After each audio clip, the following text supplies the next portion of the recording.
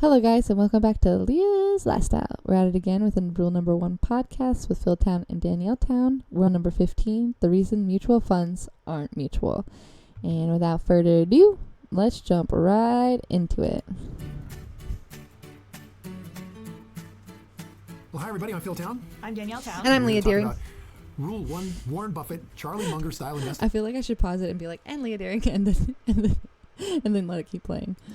Mindfulness in investing. Yeah, and getting really focused and getting committed. Yeah, focused and committed. committed. And whether it's right for you and what are your options and how are things going to turn out if you choose those different paths for building your pile of money and going down your life toward financial independence. If that's interesting. Clearly you're starting out because you invest on your own with the idea that everyone should invest on their own. Yeah, that's obviously what you've written books about yes. and talk about and care about. However, there are other options. I mean, obviously, people can invest in mutual funds or in indexes, or they can give their money to a separate fund manager. Yep. And people do that because they don't have time and they don't have the inclination to invest on their own. Right. I think people do that not because they don't have time, but because they feel like they don't have time, and because that the world, we like really put the world in a space now. We've created it where we want the easy way out, right? Like fast food has come around because people wanted not to have to spend so much time cooking. The internet is around, so we don't have to spend so much time doing research, going to libraries, or finding information. Cars are around because we didn't want to spend all the time walking or riding horses or the train. So I think that's just something we always are looking for, an easier way out. And I don't know if that's human inclination or if that's a bias that we've kind of just created as a society.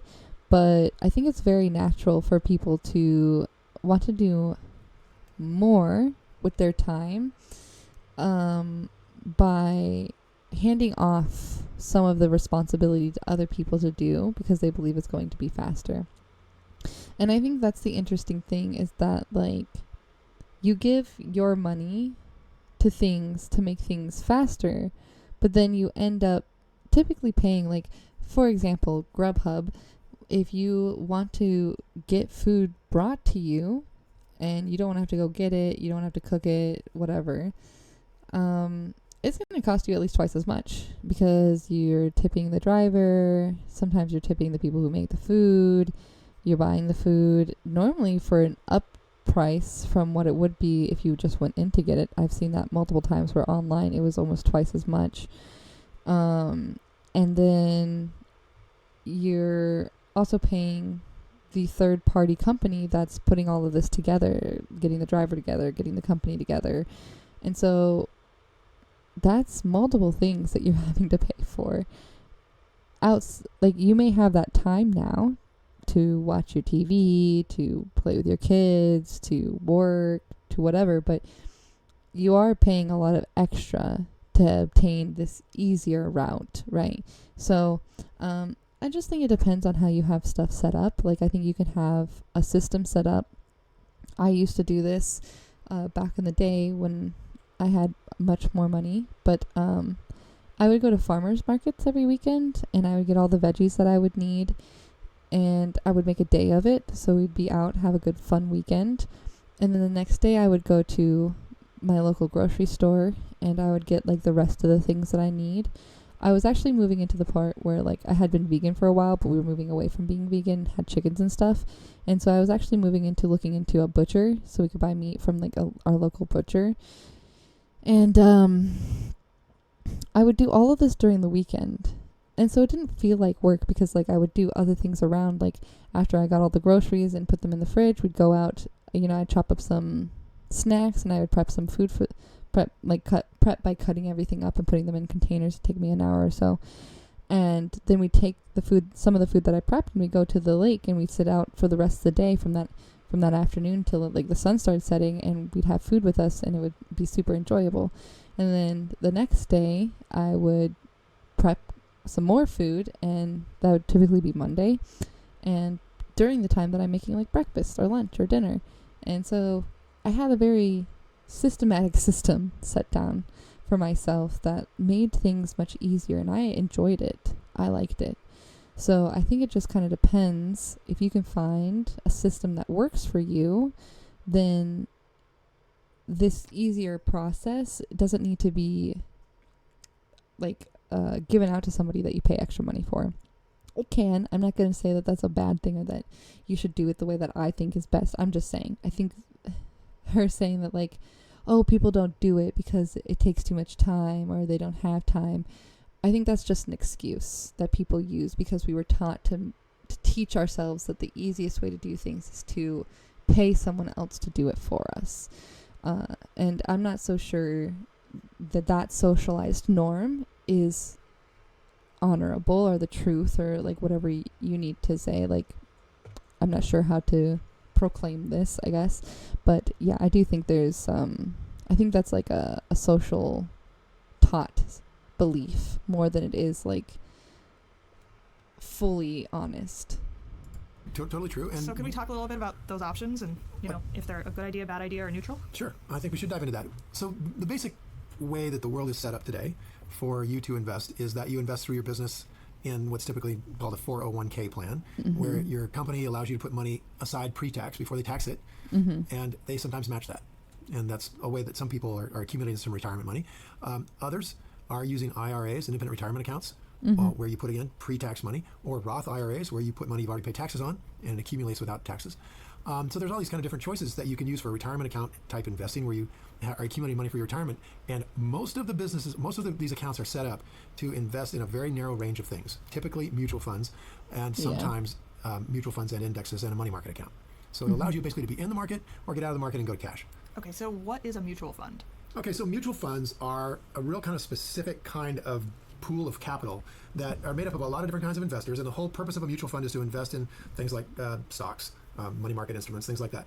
And these are operated by money managers, and what they try to do is produce an income for the fund investors, and it's basically structured to, you know, each mutual fund has had a different kind of purpose. You got broad market mutual funds that are basically trying to keep up with the market. We sometimes laugh about them and call them shadow indexes, that they really don't do anything that they're getting paid for. Other mutual funds try to actually beat the market, and it turns out over the long period of time that very, very few of them actually do. Yeah. Sorry, what makes them different from a hedge fund, for example? Oh, mutual funds are real structured in terms of how they can manage the money, whereas a hedge fund is completely unstructured in how it can manage the money. What's an example of how they might be structured? Mutual funds can have to invest in a minimum of, let's say, 20 stocks in the vast majority of their portfolio. They can't short stocks. They can't do options. They're just long only. They all are. Almost all. Well, there are specific ones that you can get into that give them a broader latitude, but the vast majority of money invested in mutual funds is invested in long only mutual funds. And that means buying stocks on the bet that they will go up. Right. Correct. Exactly. Not that they will go down, just shorting them. And by the way, when here's some market jargon, is long means you bought something, and short means you sold it. Oh, of course. There you go. Yeah. I'm long. I bought it. I own the stock, and I'm short. I sold it. So, you know, for what it's worth. So, mutual funds give small investors an opportunity to participate in a professionally managed fund, and that's kind of the advantage. You can basically turn your money over to somebody, and at least you can hope that they'll beat the market. And I think that's an important point, that mutual funds can take small investors. They can take money from people who are not accredited investors. Right. And an accredited investor, hedge funds can only take accredited investors. Yeah, good point. And just so you know, I'm being a little bit quiet right now because I'm writing down all this stuff about mutual funds and hedge funds and how they're separate and stuff. So I hope you guys are taking those notes too. For somebody to put money in my hedge fund, they have to have $2 million net worth after their house, not including their house. So yeah, Wow. they've really drawn a box around mutual fund investors and just said, look, we're going to allow you to invest with professional management, but we're going to really put restrictions on what this professional management can do with your money. It's $1 million without your house. You think it would be, but they actually changed the rules a little bit now. No, it's $1 million without your house. An accredited investor is For an $1 million. accredited investor. Yes, but a qualified investor is what we have in our hedge fund. Oh, I'm sorry, you said accredited. Okay. Oh, I did, didn't I? Okay, yeah, I should realize I'm talking to a lawyer. They're going to get me on the definitions. So accredited investors is $1 million, but accredited investors can't invest in a hedge define that fund. further. Okay. Yeah, so an accredited investor is somebody whose net worth, generally everything they own, is more than $1 million without your house. And that was changed after the crash because you used to be able to include your house. And so there were a lot of people who were considered accredited investors because they had a piece of real estate that was valued extremely high, and then it crashed and it turned out they didn't actually have much in the way of assets. I always wondered, why do they care? They care because the whole point of it is to try to create a line where over the line are people who are sophisticated, who are aware of the risk that they're taking by entering into a hedge fund, and below the line or on the other side of the line are people who are not so sophisticated and are not aware of the risks or are not adequately aware of the risks. Right. And so if you have a house that is your primary asset and maybe it's gone up in the real estate bubble from $500,000 to $1 million, and all of a sudden you become an accredited investor through no doing of your own except that just the market went up. Okay. They wanted to avoid having those kinds of people be considered accredited investors. Well, they raised the bar, though. They raised the bar from accredited to qualified for hedge funds that participate in profits. Like, I don't charge people a fee to be in the fund, but Right. I take 20% of the profits when we make them. So, I feel like we're all on the same side of the table that way. Like they're putting up the money, I'm putting up the effort, and I'm not charging them anything until I make them money, and then we Right. split it. But ironically, the little guy can't participate in that. Little guy has to pay fees because Yeah. the SEC got in there and required it. It's utterly Big Brother in every way. It is idiotic to me. And yet people clamor for this kind of thing. I mean, believe me, I would set up a separately managed accounts program for people I not didn't know charging that. fees, except I can't. Yeah, because the SEC thinks it's too risky for you to offer that to people who can't adequately, who don't have the skills and the knowledge and the experience to adequately evaluate the risk that you're putting forth. Yeah. So you take two exact same strategies. Let's say long only in the stock market. All right. And one of them is a regular mutual fund, and they do not, by law, participate in profits of the fund. So Okay. they don't get anything if they make you money. They don't get a single nickel. What? But That's mutual funds? mutual funds, Oh, so that's a big difference between mutual funds and hedge it's a funds. humongous difference. Very good point. That's a huge. And mutual funds charge both overt fees, which they tell you about, and hidden fees, which they kind of have stuffed in the brochure someplace, that add up to in the ballpark of about 2% per year. Okay. So here's two different funds. One is a mutual fund, which charging you 2% a year and does not participate in profits. And the other one is a hedge fund that charges you no fees but takes 20% of the profits. Yeah, which one one's sounds safer better? for you? Which one's the exact same guy's running both of them? Which one's safer for you? Obviously, the one where the guy's not charging any fees, right? Because the fees come out no matter what happens. Stock goes up, stock goes down, whatever happens, that 2% is coming out, no matter what. The guy who's taking 20% is only taking 20% of your winnings. And by the way, you can even set these things up so that you have to make 4% a year before he takes the 20%. So, I mean, that's how Warren Buffett started off, is to create a fund where he doesn't take any fees, but he participates in the profits. And to me, that just seems to be the most sensible way to Yeah, do it. that There's makes absolutely more nothing sense. about risk that's got anything to do with the structure of the fees. The risk is in the strategies of the fund. Right. And so if you have same guy running it, two exactly identical things, but one's got to charge fees and the other one doesn't have to and can take a piece of the profit, to me, it's absolutely idiotic that the little guy who needs it the most, who the fees hurt the most, has got to pay the fees, and the rich guys don't have to. Well, I Yeah. mean, without looking back at the history of that particular SEC regulation, my guess is that it's because if a hedge fund manager is taking 20% of the profits, he is then, or she is then incentivized to take a lot of risk in order to gain large profits, and has no real downside to taking that risk with somebody else's money and then losing it all. They just go off and maybe start a different hedge fund. Well, you know what? That is absolutely true. You're absolutely right. That is probably what's Someone gone through the who's SEC's not mind. good. Is I'm that sure that happened. It And probably again, I happened. haven't looked back. There's always some terrible situation, and then the SEC likes to, what is it, shut the barn door after the horses left? Yeah. Yeah. Yeah. I'm sure something bad happened. Yeah, that's a really good point. I absolutely can see that for some fund managers who have just a gambling sort of strategy, Yeah. they're being compensated because they don't participate in the downside. Right. They only participate in the upside.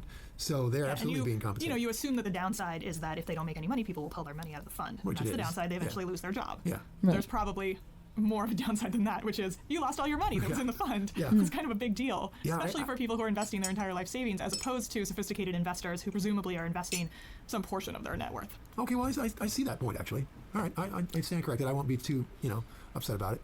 Well, I'm not trying to correct you. I mean, I think it is Big Brother. Totally. It's the definition of Big Brother. It's Right. the government looking over our Control. shoulders saying, you can do this and you can't. Yeah. You can make this decision and you can't. You can take this risk and you can't. It is Right. a little bit ironic that the assumption is that if you have a bunch of money, you're sophisticated. And Of if you course. don't, you're not. Of course. It's You true. know. But that's the rules we're playing with. So let's consider what the Those choices are are the there. rules. So we got, I don't know, maybe 8,000 mutual funds that are out there, Mm-hmm. and the vast majority of them are trying to beat the market. And I've seen statistics in Fortune magazine where 96% of them fail to do so over any long period of time. Now, the issue there is that they're preying, if that's the case, they're preying on the ignorance of individual investors who don't realize that they're being charged these mutual fund fees, and they're being and what those fees do is eliminate money that would have compounded for them if they had just gone off and bought an index or something. Yeah. Okay, so they charge fees. Are we talking about like annual fees? All these of are- it. What kind of fees are we Yeah, talking these about? All are of annual it. fees. The regular fees. Regular fees. So every year you pay, well, they're not just a simple fee, they're also some commissions, there's a fee for marketing, there's all kinds of stuff stuck in Oh, there. yeah. But let's Mhm. say it just adds up to about 2%. And these are coming out of obviously of the profits of the mutual fund. Or actually, they're not coming out of the profits. No. They're coming out of your account. Yeah. Whether the mutual fund makes money or not does Yep. not matter. They're going to charge you those 2% fees even if they lost 30% of your money last year. Mm-hmm. So that's pretty intense. And there's this guy who runs a company called Vanguard, very, very successful, who a long time ago just said, it's just wrong that these mutual funds are charging these fees because they can't beat the market anyway. So this guy's name is John Bogle, and he has gone so far as to write a letter to the SEC claiming that these mutual fund fees are actually a giant scam and that they should be penalized. They should be stopped by law from doing this. Yeah, pretty intense. And John's amazing. I think he's 85 years old or 86 years old now. He retired in the late 1990s from Vanguard, but he still goes out and promotes this idea that you've got to educate yourself about mutual funds because they are a scam in his view. And he's backed also by the guy that runs the Harvard Endowment Fund, also called mutual funds a scam. So there's and Warren Buffett doesn't think you get anything from a mutual fund manager at all. Does Vanguard have mutual funds? Well, Vanguard has mutual funds. They're extremely low fee mutual funds, so they don't charge 2%. They charge basically nothing. Mutual funds are okay as long as the fees are lower. Yeah, and Vanguard's funds tend to focus on specific parts of the market and just Vanguard, huh? That's interesting. That's why they don't charge fees because they're not really actively managed. They're just when I was looking at different funds to open up, that was actually one of them. But the only reason I didn't do it was because I'm just learning, and there was one that was slightly better for people who are learning and not as active in investing quite yet. So I chose this other one, Fidelity, over Vanguard, which is very interesting. Aimed at doing whatever that part of the market's doing. So broad market mutual funds would do the same as that Vanguard has, would do the same as the Dow Jones Industrial Average or the S&P 500 or the NASDAQ or something like that, which are all indexes, which we really haven't talked about. I just probably said a whole bunch of words nobody even knows what I'm saying. So let's talk just briefly about an index. And then when I come back, I want you to play a little segment of a talk that John Bogle was doing on a radio show. Okay. So an index is essentially something that says that these key stocks represent a really good view of what the whole market is actually doing. So different people have created different indexes over time. The oldest and most famous is the Dow Jones Industrial Average. That was created a long time. I'm not sure exactly when. I think in the late 1800s or something.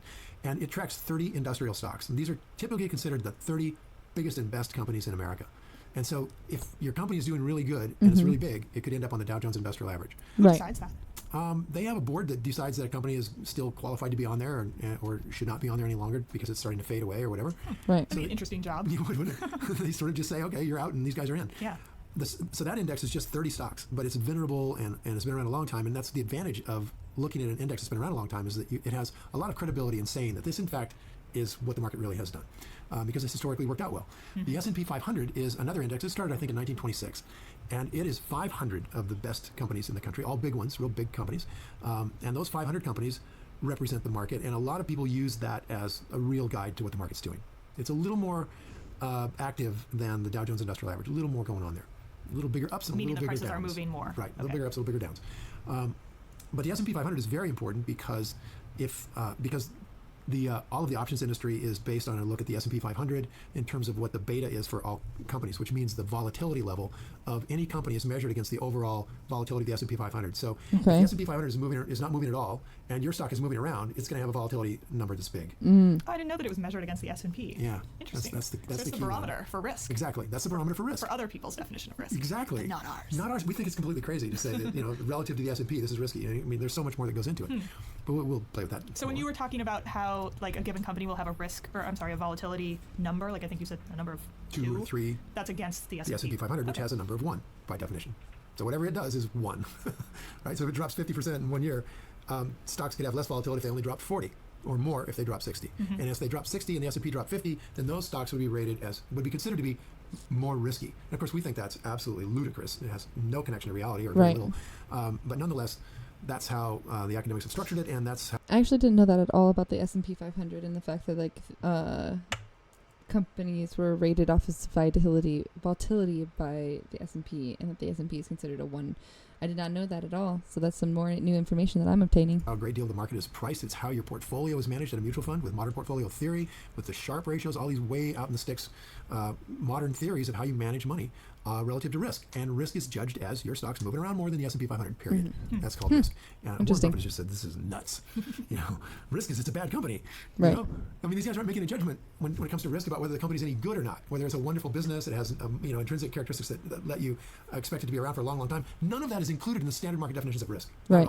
Not even the price of the business compared to its value. That isn't included in the standard market definition of risk. In other words, they don't even think about whether you're paying way too much for something, which might be risky, or you're buying it super cheap, which might be very not risky. Right. None of that goes into your mutual fund manager's decisions about what's risky and what isn't. It's just whether or not the mutual fund managers... It's just about the volatility and how volatile it is, like the number comparatively to the S&P, and then whether or not that it's going up and is a positive green. Incentive is to bring more money in so that he gets the 2%. Really? It's not to make... That's terrible. Yeah, that doesn't sound so... I mean, it's not... Your incentives aren't... mutual fund managers' incentives are not aligned with the investors' incentives. From No. what you're saying, that's what it sounds like.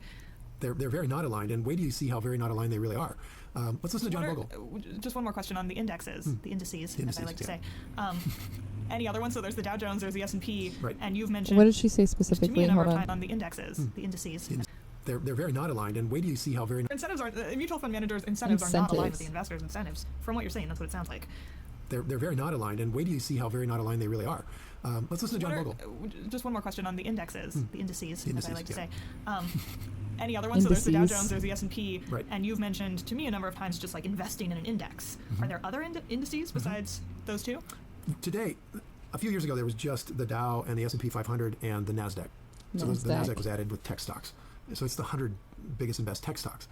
And then another index came in called the Russell 2000, which is an index that tracks the small cap Hold stocks, on. which means stock 100 best tech. I've heard of this one, but I didn't know the difference between the NASDAQ, the Dow, and the S&P. So the S&P 500 is the best going 500. The Dow Jones is based on a board of members that put them in depending on how good they are, they believe they are, how bad they're doing. The NASDAQ is the top 100 tech stock, and then he's going to say, what was the last one? stocks that are smaller.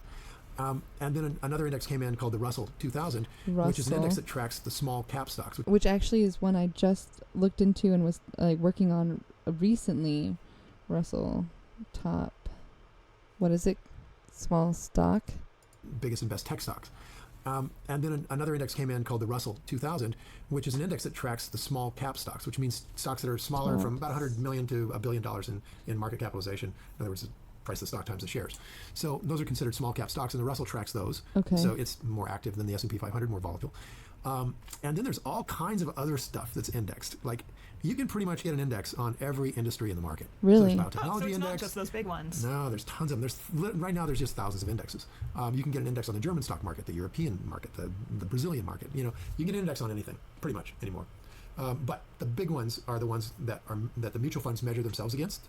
These broad market mutual funds. S&P and Dow Jones. Those are the Dow, the S&P 500, and the NASDAQ. So essentially, Okay, so I've heard of the NASDAQ, I've heard of Dow Jones, I've heard of the Russell 2000, I've heard of S&P 500. So I've heard those. I feel like I'm just now learning the difference between all of them. So that's really cool that that's finally come across. I've never thought about looking into that information.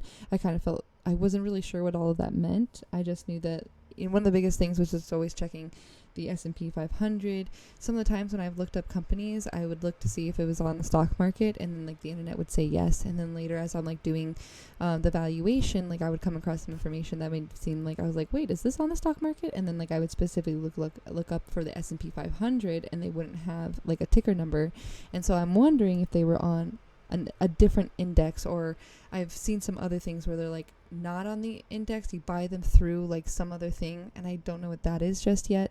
So this is really starting to come together for me and really starting to put some things together, so I'm really happy that he just went over this.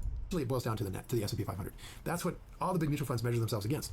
So for example, and this gets really exciting for you as an investor to know, is that if your mutual fund goes down like it did in 2008 and 2009, it goes down 50 or 60%. Sorry, excuse me. If the stock market index, the S&P 500, goes down 50 or 60% like it did in 2009, but your mutual fund manager only loses 40% of your money, he will get a bonus. Yep. Whoa. Yeah. Because he did better. I mean, I get it a little bit. He Outperformed. outperformed. So when you see this little thing called outperform, if you've ever seen that, outperforms, all it means is we did better than the index we're tracked against. It doesn't mean you actually made any money. These guys actually can congratulate themselves for not losing as much as the index that they're measured against. I mean, in theory, I get it. I agree with it even. In practice, you've lost my money. Yeah. In practice, you've actually I'm lost not my happy about actual that. retirement money. Oh, and by the way, you still charged me your fee. Yeah. All right. Well, Now, and the argument is, I did better than the market. If you had just bought an index, you would have done worse than this. yeah. I guess there's some logic there somewhere. But it doesn't feel like it when doesn't you're feel missing like 40% of your retirement. Exactly. All right. So people tend to get kind of ticked off. And that's before they even know how much money these guys are making on your money.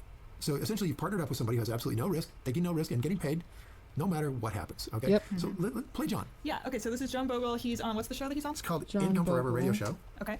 And we don't have the date of this show exactly, but it's up on YouTube. That's where we found it. And it was put up. John. Well, I don't know when it was put up. And I got to say, Fairly I recently. really didn't care about who the guy was and what the date and all that of the show, because I've heard John Bogle say this so many times. I mean, he's been singing this song for 30 years. Yeah, this is his reputation. Yep.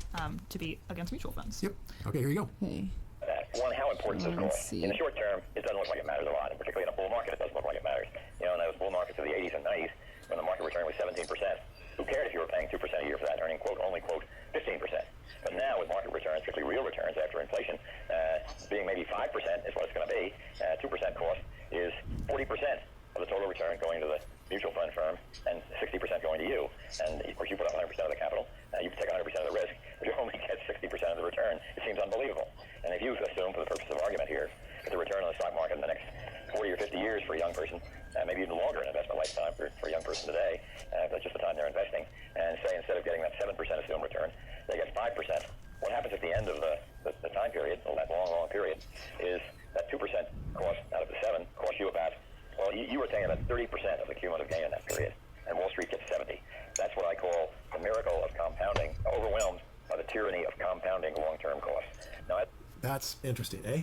So Those numbers are insane. yeah, so let me just make sure everybody understood what he just said there. Okay. He just said that over the long, full lifetime of investing, if you just did mutual funds, that by the end of it, the mutual fund guys would have taken about 70% of your money, and would have left you with 30%. That's just from 2% a year. From 2% a year. So essentially, John is saying that they've taken the magic of compounding and turned it into a tyranny. That's by what peeling off that piece. I literally. I don't know if you did not listen to my book reading earlier. I read the book. I took notes. I did some research on making sure that the information was still correct, or like where to get it. I did say, I was like, these numbers. I do believe like what he's saying about how much the managers are taking from funds. It's only 2%, and then he even shows like how it takes more as longer it goes, and how much it's like by 60 years it's a half of the amount of money you put in. By 90 it's 2/3. So I was like, oh, I bet that has something to do with compounding. I literally said that in the last video. I literally said that. I was like, oh, I bet that has something to do with compounding. And then he's literally saying it right now. Coincidence? I think not. That was great. I can't believe that. I'm just writing down my notes before I forget. Okay. Out of your retirement account. And it's impossible to believe that that could be true, because the 2% isn't that much of 7, right? It's 2 out of 7. I don't know that his math is exactly right there. I don't get 40% when I divide 7 into 2. I get like 30%. Yeah, I'm not that good at math. It seems a little bit off. So you see, like, okay, I agree with his basic idea, and that is that the average return in mutual funds probably over the next 20 or 30 or 40 years is going to be around 7%. And these guys are charging a 2% fee to manage that money. Some are higher, some are lower, but it's in that ballpark on average, which leaves you, the person that put the money in, with about 5% that's growing in a compounded way. Right. Okay, so that basically is the way the numbers are.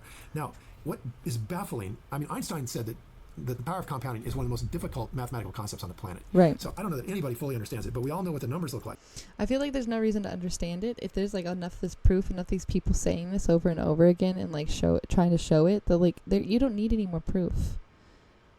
Like just doing some of the simple math, like when we did it in the video before, when we were doing the book, if you watch that video for payback time, he showed how you putting in money and taking out these fees, you could get with the fees 1.3 million or billion, but without the fees you would get 3.7 billion. So I mean, just that simplistic understanding should show you how much you're losing. So you got this weird number. You're going to get a 7% overall return. Your fund manager's taking 2% out, which is only 30%, which is still a lot, but it's 30% of your gain on average over these years. God, I hadn't thought about that being 30% of your gain. Yeah, it's a big, huge chunk. That's a lot more than 20% of your gain, No isn't it? kidding. That the hedge fund managers That's what I take. was just saying. Yeah. It's such a rip. Okay, but they force you to do it. So Yeah, you have to and pay so they're them. leaving you with 70%. So how is it that it turned upside down? At the end of your life, they will have kept 70% out of your hands by Yeah. taking the money over time. Yeah. So let me do the numbers for you. I ran a couple of I'm scenarios going to here. write this That are just down. mind-boggling. I ran one with a person so these are 2 people, Okay. one of whom just puts their money in an index. So they just buy the S&P 500 index. The S&P index. Yeah, you go to John Bogle's company, Vanguard, you get the S&P index mutual fund. Or you can skip John's company if you want to. You can just go buy a stock called SPY. SPY is called an exchange traded fund, and it's managed to match the S&P 500 perfectly. Exchange traded fund. Yeah, Okay. and the symbol is SPY, and it stands for spiders, and you'll see them sometimes advertised on TV. So this is a stock which matches the S&P 500. That's the whole job of this stock. And so you don't even really need Vanguard funds. You don't have to pay them. You can just do this, and it's almost got no fees on it at all. Damn. Which is kind of cool. So, Yeah. Why would I ever buy an index through Vanguard or any other brokerage firm? They would probably argue that theirs is better managed. And Yeah. I don't know. There's so many people that, like so many I fund might managers park actually money look in into- SPY right now. It's huge. It's like just billions. So I don't know why we would do Vanguard, but maybe there's a reason. We could probably ask John's company to tell us at some point. Maybe they'll come on the air with us. So this person that knows that you can just buy SPY gets 7% for the next until they're like 85 years old. All right, so we're starting at 20 years old, and we're just going to do SPY until we're 85 years old. And now my assumptions were they started with $1,000 of savings per year, increased it by 10% per year. They kept growing their job. They're making like a couple $100,000 by the time they're in their prime earnings ages, and they're saving significant amount of money. Okay. I did not consider taxation. And by the way, if we get taxed on this, it's massively going to change the numbers. But let's just keep apples to apples here and go on. And when we're 65, we start pulling the money out at $50,000 a year, increasing at the cost of living. Now, that's basically what our structure is. So the money's making 7% a year, and we're putting in more and more money every year, and then we start taking the money out to live on it when we're retired. Okay. And if we've done this at 7% a year, assuming we're continuing to invest this money, at one point the most we were investing in any given year, we peaked it at $45,000. So that person's making some pretty good bank. Oh, like that person put in $45,000 in one calendar Yeah, year. in a pre-tax account. Yeah, go that person. Yeah, pretty good. So this is going to be some good sized numbers, but doable. And then when they're 65, they've just put in $9,000 that year, so it came down from that peak year. And then they stopped putting in money and started taking money out. Okay, they end up at age 85 with, after it's, let's say you die at that point, they have $12,629,000. Wow. So that's pretty good. That's pretty good. Okay, pretty good pile. It's I'm just sorry. 7%. Which category is this? This is the mutual fund category? This is just the index. Oh, okay. You're not paying fees. You're just getting the 7%. And you've This is done very putting well. money into the SPY, the S&P index Every year. that you just do on your own, so you're not paying any fees. No You fees. are paying the $8 or whatever it was Yeah, $8 purchase commission. and sale price, Yeah. the commission, exactly. Is that factored in? No, because when you're putting in That's not gonna really matter that $45,000, it wouldn't really $8. I'm just trying to be thorough. Yep, good. Okay. So there you go. You've got 12.6 million. Now we have absolutely not included taxes, which is going to change that number downward in a way that you will just make you sick. But we should do that at some point. Yeah, I and don't want to you'll feel see. sick right now. Oh my God, it's unbelievable what it does to it. So I mean, if you think 2% is bad from your broker, what do you see what Uncle Sam takes out of your life? I'm sure we all are aware of what Uncle Sam takes Man. out. We should absolutely do that. Is one of our podcasts took a look at that. So this one we didn't do taxes, and somehow you've got 12.6 million. All right, now all we're going to change is that we're now going to take 2% fees out of that 7%. Okay. So you're going to make 5. And the 12 whatever million was a growth rate of 7% per year, right? Yeah, but I also started removing money when the person was 65 years Okay, old. but just so I understand, so we're at 7% every single year, Right. which is unlikely to happen on a market over a long period of time. That's actually fairly likely. Oh, really? Yeah. I Because think there will that's be a ballpark. large It is. growth, and then it'll come down Yeah, a little, and it'll it's sort of not- average Right. out to about 7%. Yeah, in the long run, including dividends, it averages out about 7%. Okay. Ballpark. Okay, so that's one person. Now, the other person puts their money in a mutual fund because they believe whatever the hype is the mutual fund guys say. And so everything else is the same, still Well, not probably paying any just because taxes. they don't know about other options. Yeah, probably because of that, which hopefully we'll teach you right now. And I'll be sitting down because that person at 85 years old has 4.1 million. Whoa. So From 2%. from just that 2% change, I just shifted the number of growth at the growth rate from 7 to 5. And what comes out at the end is 4.1 million for the person that got the 5. So that's what John's talking about. That's what he said, is that by the end of your long investing life, they have removed 70% of your retirement fund into their pockets, which is just mind-boggling that 2% fee could be that damaging, but it is. It is. It's I've so never thought much. about it, and I would have never anticipated that kind of result. Yeah. It's the compounding At this when it point, works I against you would. blows your mind.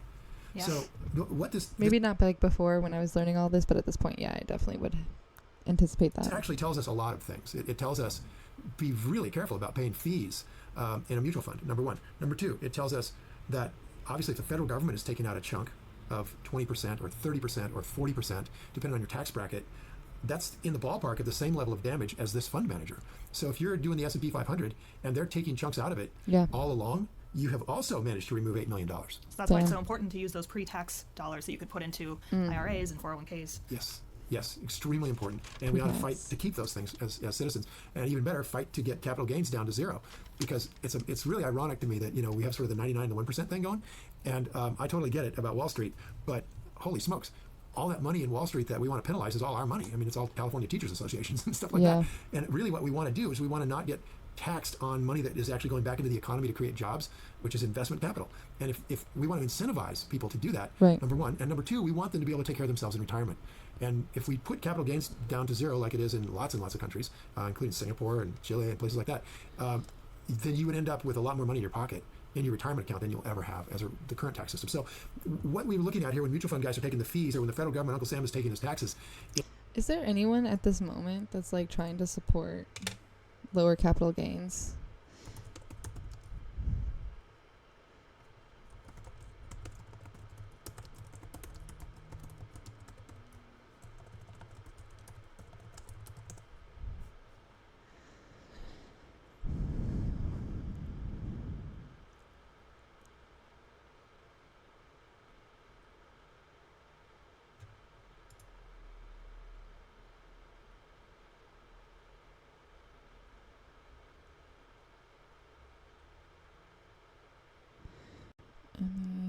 I said anyone now. Any...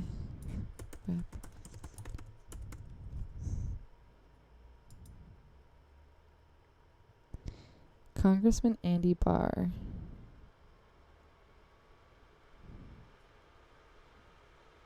Middle Class Savings Act, a bill that modernizes the federal tax code by aligning and lowering capital gains tax bracket threshold with current income tax bracket. Okay, let's look up this person. Andy and Congressman Andy. Republican U.S. politician from Kentucky, serves as the representative for the 6th Congressional District since 2013 and currently running for the U.S. Senate in 2026. Okay. Interesting, but he's like the only one, huh? Healthcare focuses on affordability, quality healthcare, and bureaucratic interference.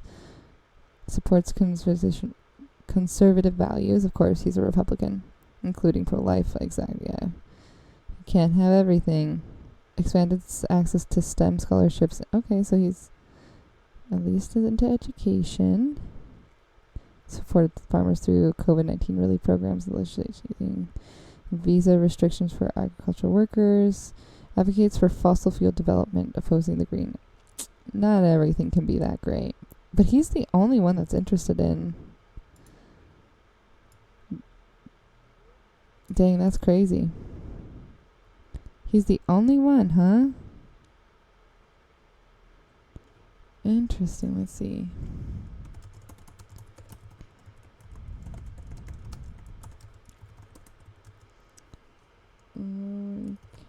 Capital gains.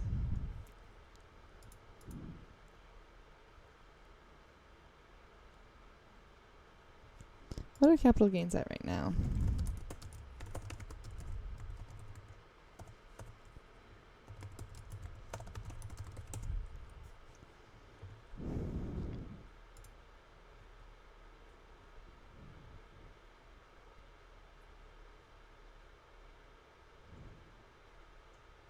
Anywhere between 0 to 37%. I think it just depends.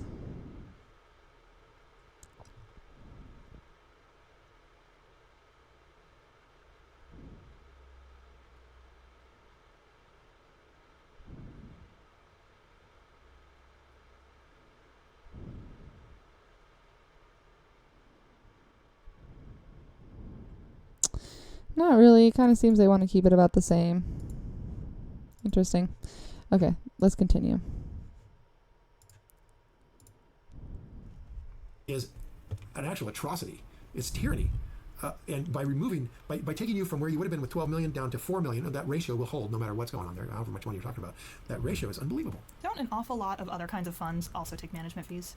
I mean, yeah. I know you decided not to because you don't like them, but I certainly know, a lot of venture capital funds that I work with take a management fee in addition to their 20. I mean, a classic structure is 2 and 20, 2% management, 20% profit fee. Right. Mm-hmm. Because, a lot of these guys don't set them up like Warren Buffett and think about it from the other guy's point of view, I mean, when you give somebody money and they take it out to work with it, ideally you're sitting on the same side of the table as the guy that's managing your money. Well, the argument for them is that they pay for that person's office space, they pay for that person's, Yeah. time to get out the annual letter, and they pay for the secretary. Which again, in the last video, that when we were talking about payback time, we talked about the same thing, where in that in that section, he talked about, and I tried to look into, but you can't really see, like, there's all these other things they have to pay for. And one of the things that we talked about before was that they were like, oh, yeah, the fees are going down, but they don't ever show that the fees are going down. They just show this very specific terminology, which is like a whole bunch of other stuff, which means that, like, maybe over COVID, they stopped renting, like, spaces as much and started working from home. So, like,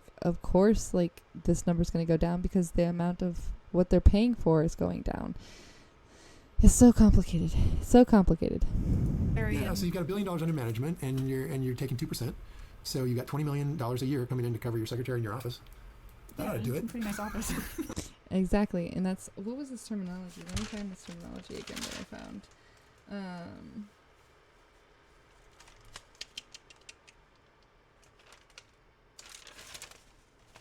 It was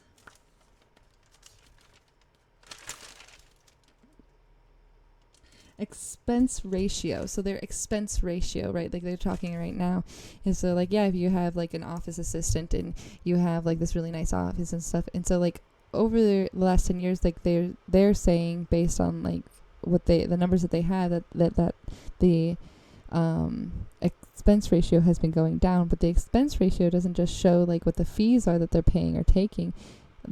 It also shows like how much they're spending on other things. So if they're not spending, again, like if they don't need an office assistant anymore because they can get a virtual office assistant for half the price that they pay an in-house office assistant, if they can use most of the stuff that they pay somebody else to do and use bots and ChatGPT and you know, whatever else, like they only have to pay a one-time use for, or a small like $10 fee instead of paying an hourly $15-$30 fee, then of course the expense ratio is going to go down, but that doesn't mean the fees change. So that's something we're really going to have to look into. I'm going to have to dig and make a video on that.